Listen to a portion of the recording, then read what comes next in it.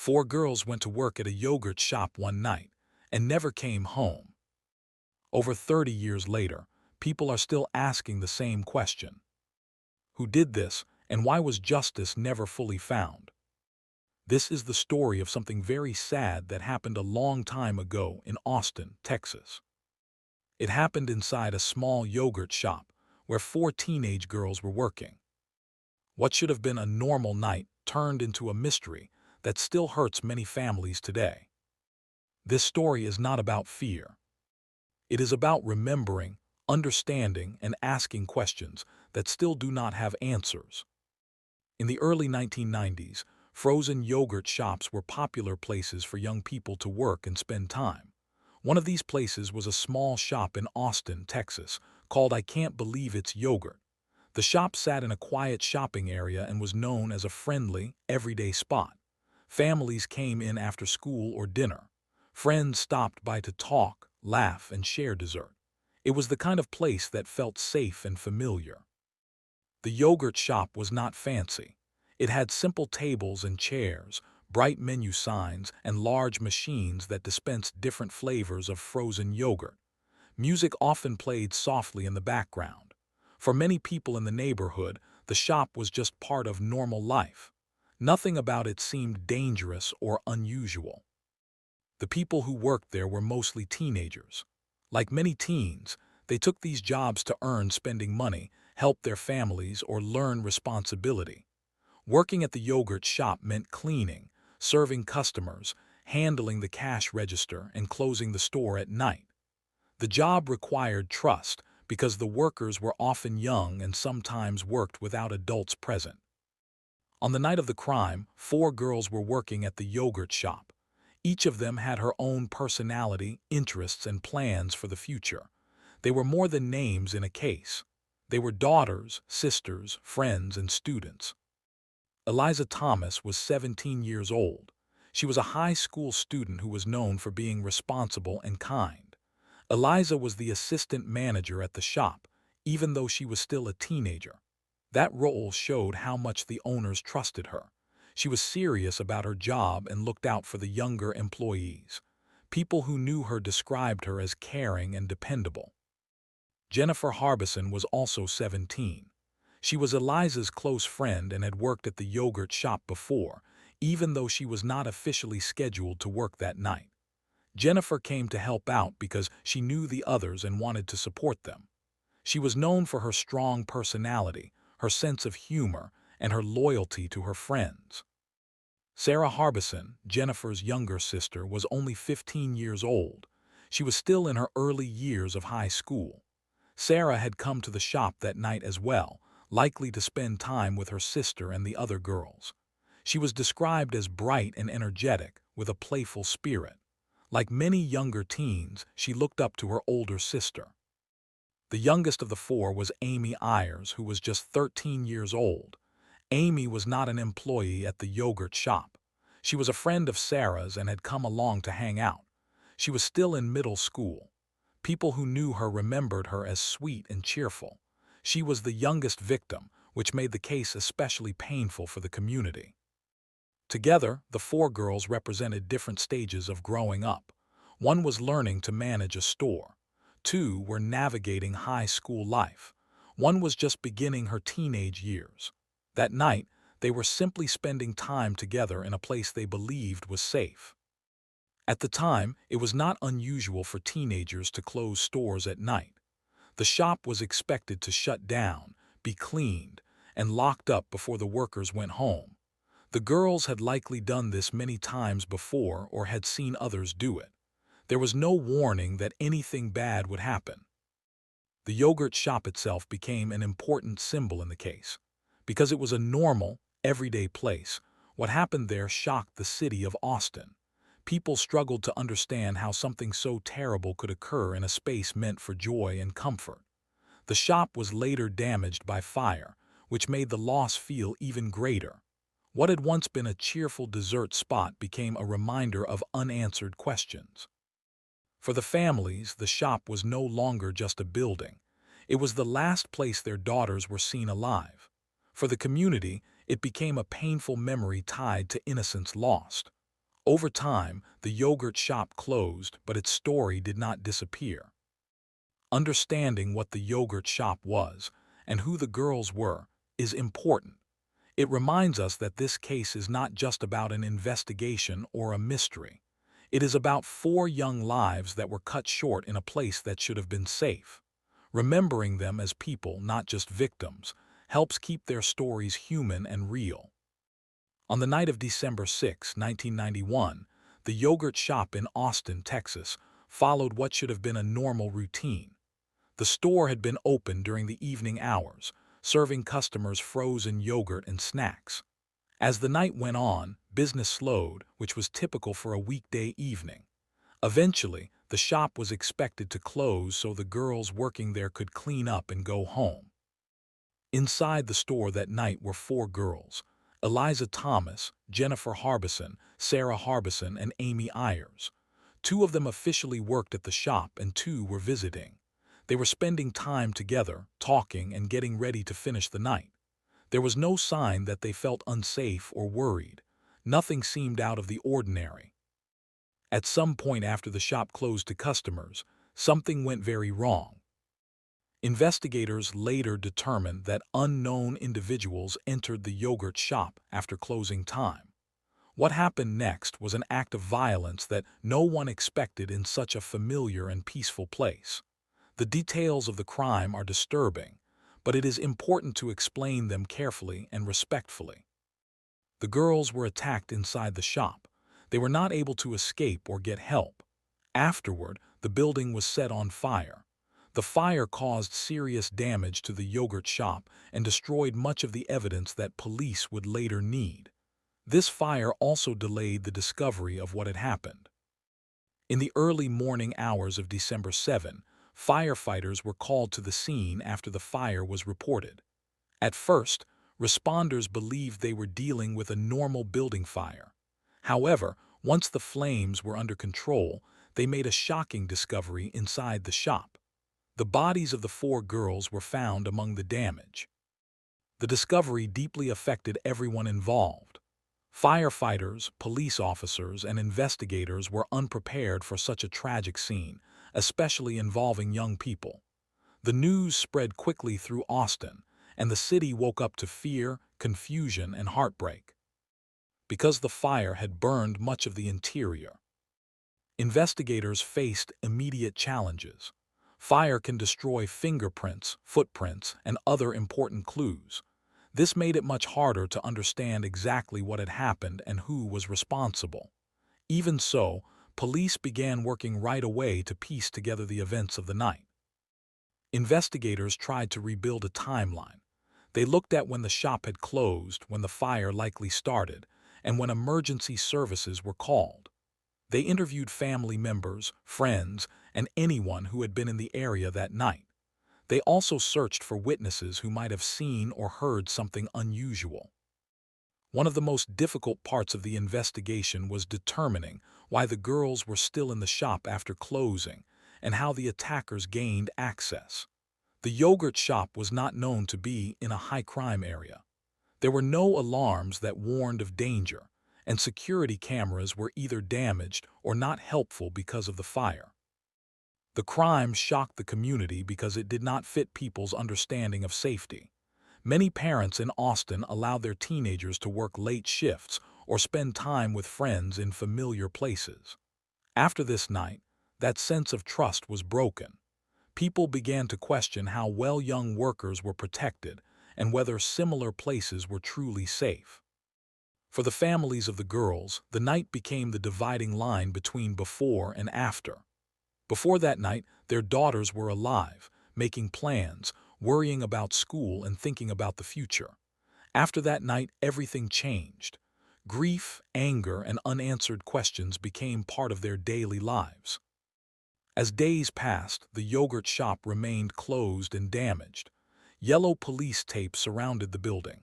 Reporters gathered nearby, and investigators came and went. The shop, once filled with laughter and conversation, became silent. It stood as a painful reminder of what had happened inside. Police worked under intense pressure. The entire city wanted answers. Who would do this? Why these girls? Could it happen again? With limited physical evidence, investigators had to rely heavily on interviews, tips from the public, and later, confessions that would come years afterward. What happened that night was not just a crime. It was a moment that changed Austin forever. It exposed how quickly ordinary life can be disrupted and how violence can reach even the most unexpected places. The calm, familiar yogurt shop became the center of one of the city's most haunting mysteries. Even today, decades later, people still talk about that night. They remember the girls, the shock, and the feeling that something precious was lost. Understanding what happened is not about reliving fear. It is about acknowledging the truth of that night and honoring the lives that were taken far too soon. In the days following the discovery at the yogurt shop, the city of Austin was filled with shock and sadness. News of what had happened spread quickly through schools, neighborhoods, and workplaces. Many people found it hard to believe that something so violent could happen in a place that felt safe and familiar. The yogurt shop had been part of everyday life, and now it was connected to a tragedy that no one could fully understand. For many residents, fear was mixed with disbelief. Parents worried about their children in a way they never had before. Teenagers who worked part-time jobs or stayed out late with friends began to feel less secure. Simple activities, like going to a store at night or closing a business after hours, suddenly felt risky. The sense of comfort people once had was shaken. Schools were especially affected. Students talked quietly in hallways, and teachers struggled to find the right words to address what had happened. Some of the girls had classmates and friends who saw them every day. Empty desks in classrooms became painful reminders of their absence. Grief counselors were brought in to help students process their emotions, but for many, the loss felt too large to explain. The families of the four girls faced a level of pain that words could not fully describe. Each family experienced grief in their own way, but all of them shared the same feeling of sudden loss. Their daughters had left home expecting to return. Instead, their lives were taken in a violent and confusing way. The shock of that reality was overwhelming. Parents struggled with questions that had no clear answers. They wondered what their daughters had felt in their final moments and whether anything could have been done differently. These questions followed them every day. For siblings, the loss meant growing up without a sister who had been part of their lives for as long as they could remember. Family routines changed, and homes felt quieter. In the early days, the families were surrounded by support. Friends, neighbors, and strangers brought food, wrote letters, and offered kind words. Vigils were held where people gathered with candles to honor the girls. These moments showed how deeply the community cared, but they did not ease the pain. When the crowds went home and the news cameras left, the families were left to face their grief on their own. The town of Austin tried to come together, but there was also anger. Many people wanted justice and wanted it quickly. They demanded answers from the police and local leaders. How could this happen? Who was responsible? Was anyone else in danger? The lack of immediate answers made the pain harder to bear. As time passed and no arrests were made, frustration grew. The case remained unsolved for years, and that uncertainty affected the entire city. Each time a new rumor or lead appeared, hope would rise, only to fade again. For the families, this cycle was exhausting. They were forced to relive the worst moments of their lives again and again. The yogurt shop itself became a symbol of loss. Even after it was closed, people could not drive past it without remembering what had happened. It stood as a reminder of how quickly life can change. Eventually, the building was torn down, but removing the structure did not remove the memory. The space it once occupied still carried emotional weight. For the families, grief did not follow a simple path. Birthdays, holidays, and school milestones became painful reminders of what their daughters would never experience. Some parents chose to speak publicly to keep their daughters' stories alive. Others grieved quietly, away from the spotlight. All of them carried the loss with them every day. The case also changed how the community thought about safety. Businesses reconsidered having young employees work late hours. Parents became more protective, sometimes fearful. While these changes came from a place of care, they were also reminders of why they were needed in the first place. Years later, when arrests were finally made, the emotions were complicated. Some people felt relief that suspects had been identified. Others felt anger that it had taken so long. For the families, the legal process reopened old wounds. Court hearings, testimonies, and delays brought the past back into the present. Even today, the feelings connected to the case remain strong. The town remembers the girls not only for how they died, but for who they were. The families continue to hope for full justice and clear answers. Their grief has become part of the city's history. What the town and families felt afterward was not just sadness. It was fear, anger, confusion, and love all mixed together. The tragedy left a lasting mark on Austin, reminding everyone that behind every case are real people whose lives are forever changed. After the tragic discovery at the yogurt shop, the Austin Police Department began a large and urgent investigation. Officers understood right away that this was a serious and complex case. 4 young girls had been killed, and the crime had taken place in a public business. The entire city wanted answers, and the pressure on police was intense. One of the biggest challenges investigators faced was the fire. The building had been badly damaged, and many important clues were destroyed. Fire can erase fingerprints, DNA, and other physical evidence. This made it much harder for police to understand exactly who was responsible and how the crime happened. Even so, investigators worked carefully through what remained of the scene. Police collected every piece of evidence they could find. They studied the layout of the shop, the condition of the building, and the items left behind. They also looked for signs of forced entry and tried to determine how the attackers may have entered and left. At the same time, detectives began interviewing anyone who might have information. Hundreds of people were questioned in the weeks and months that followed.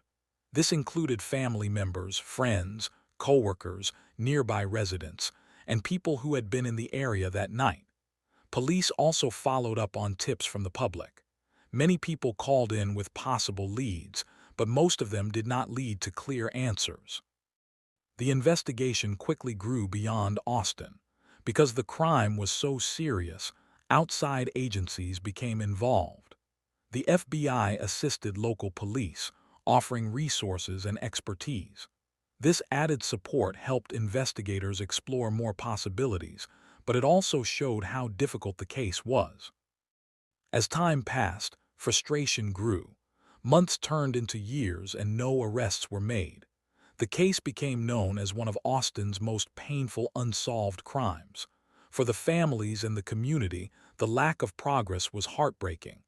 Each year that passed without answers made it harder to believe justice would ever come. In the mid-1990s, the investigation took a major turn. Police began focusing on several young men who had known one of the victims. These suspects were questioned multiple times. Eventually, in 1999, almost 8 years after the crime, police arrested Michael Scott, Robert Springsteen, and Morris Pierce. The arrests brought a mix of hope and caution. Many people wanted to believe the case was finally solved. Families hoped the long wait was over and that the truth would come out in court. However, questions soon began to surface about how the confessions were obtained. 2 of the suspects, Springsteen and Pierce, gave confessions to police. These confessions were recorded and became key parts of the case. However, both men later said that their confessions were forced. They claimed they were pressured during long interrogations and told what to say. These claims raised serious concerns. In 2001, Robert Springsteen was convicted and sentenced to death. The decision shocked many people and brought some sense of closure to others. But the case was far from finished. Appeals followed, and defense attorneys continued to argue that the evidence was weak and the confessions unreliable. Over the years, new information came to light. Advances in DNA testing allowed evidence from the crime scene to be re-examined. The results did not match the men who had been arrested. This discovery caused major doubts about the original convictions. In 2014, after years of legal battles, the convictions were overturned. The charges against Springsteen and Pierce were dismissed, and they were released from prison. Michael Scott, the third suspect, had never gone to trial. Once again, the case was left without a clear resolution. For the families, this outcome was devastating. After believing justice had been found, they were forced to accept that the case was still unsolved. The emotional toll was heavy. They had waited years for answers, only to have them taken away. Police did not close the case. It remains officially unsolved, and investigators have continued to review evidence and follow new leads when possible. The case has also been examined by journalists, lawyers, and true crime investigators, all searching for the truth. The police investigation and arrests showed how difficult complex cases can be, especially when evidence is limited. It also raised important questions about interrogation methods, false confessions, and the justice system. Today, the case stands as a reminder of both the dedication of investigators and the limits they sometimes face. While arrests were made, true justice has yet to be fully achieved. The search for answers continues, driven by the hope that one day the truth will finally come to light. Why the case is still talked about today. More than 30 years have passed since the tragedy at the yogurt shop, yet people in Austin and beyond still remember it clearly. The case has never truly faded from public memory. It continues to be discussed because it represents more than a single crime. It is a story about loss, unanswered questions, and the long search for truth. One reason the case remains so powerful is the age of the victims. The four girls were young, full of plans and potential. They were students, friends, sisters, and daughters who were simply spending time in a familiar place. Their youth made the tragedy especially painful for the community. People do not just remember what happened, they remember who was lost. Another reason the case still matters is that it has never been fully solved. Although arrests were made years later, the convictions were overturned after DNA evidence did not match the suspects. This left the case without a clear answer.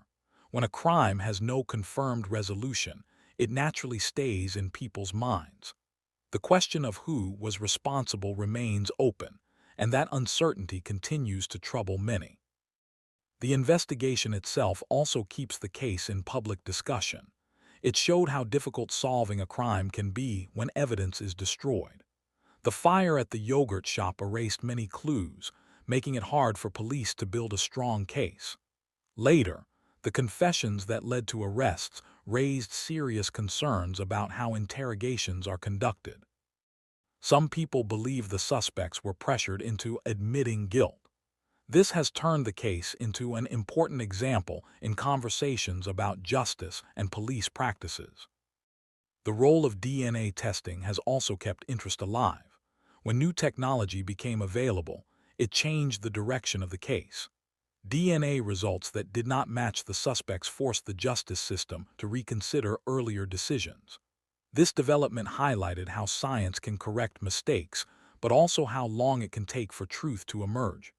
Many people still hope that future testing might finally identify the real person responsible. Media attention has played a major role in keeping the story alive. Over the years, journalists, documentary filmmakers, and true crime writers have revisited the case. Podcasts, articles, and television programs have explored the events, the investigation, and the unanswered questions. Each retelling introduces the story to a new generation, ensuring it is not forgotten. For the families, the case remains personal and deeply emotional. They have never stopped seeking justice for their daughters. Some have spoken publicly to keep awareness alive. Others have worked quietly behind the scenes, pushing for continued investigation. Their persistence reminds the public that this is not just history, it is an ongoing search for accountability. The community of Austin also continues to feel the impact. The case changed how people think about safety, especially for young workers. Businesses became more careful about late-night shifts, and parents became more aware of potential risks. Even today, the story is often mentioned when people talk about how the city has changed over time. There is also something symbolic about the yogurt shop itself. It was a place associated with joy, friendship, and simple happiness. The contrast between that peaceful setting and what happened there makes the story especially haunting. It reminds people how fragile safety can be and how quickly normal life can change.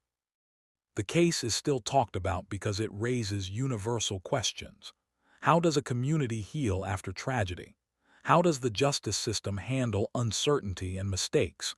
What happens when truth remains hidden for decades? These questions apply far beyond Austin, which is why people across the country continue to follow the story. Hope is another reason the case endures. Many believe that answers are still possible. Advances in forensic science, renewed interest from investigators, and fresh perspectives from independent researchers all offer the possibility that the truth may one day be revealed. That hope keeps people engaged and invested in the story. Finally, the case is remembered because of the girls themselves. Over time, details of the crime may fade, but the memory of who they were remains central. People talk about their kindness, their friendships, and their dreams. Remembering them as individuals, not just victims, gives the story meaning beyond mystery. The yogurt shop case is still talked about today because it sits at the intersection of tragedy, mystery, and justice. It reminds people of what was lost, what went wrong, and what still needs to be found. Until clear answers are discovered, the story will continue to live on in conversations, investigations, and the shared memory of a community that refuses to forget. As time moves forward, the story of the yogurt shop tragedy remains deeply painful, but it is also shaped by remembrance. At the center of this case are four girls whose lives mattered long before they became part of a headline. Remembering them is not about focusing on how they died, but about honoring who they were and the impact they left behind. Eliza Thomas is remembered as responsible and caring. She was trusted with leadership at a young age and took that role seriously. She looked out for others and worked hard at everything she did. Jennifer Harbison is remembered for her strong personality and loyalty. She stood by the people she loved and showed up when she was needed. Sarah Harbison is remembered for her energy and bright spirit. She was curious about the world and full of life. Amy Ayers is remembered for her kindness and youth, a reminder of how much promise she had ahead of her. Together, they represent innocence, friendship, and trust. They were doing what countless teenagers do every day, working part-time jobs, spending time with friends, and thinking about their futures.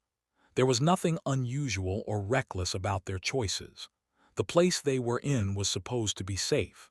That truth is an important part of remembering them. For their families, remembrance is a daily act. It lives in photographs, stories, and quiet moments of reflection.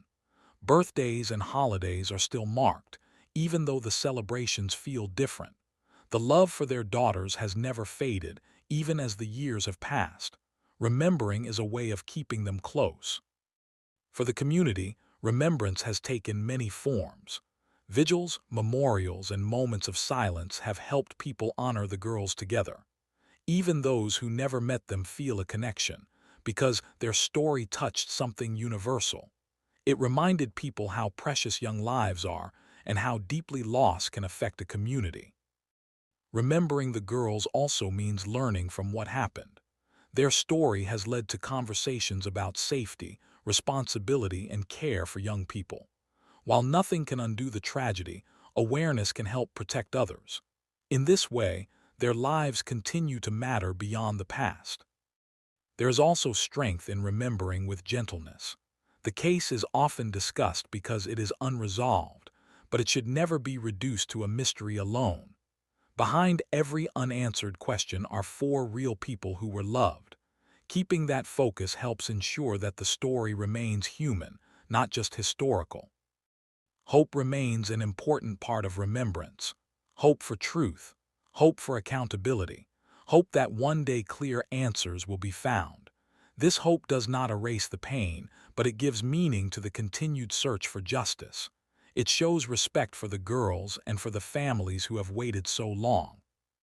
In the end, remembering the girls is about holding space for compassion. It is about saying their names, acknowledging their lives, and recognizing the love that surrounded them. Time may pass, but remembrance keeps their presence alive. Their story asks us to be more thoughtful, more protective, and more kind.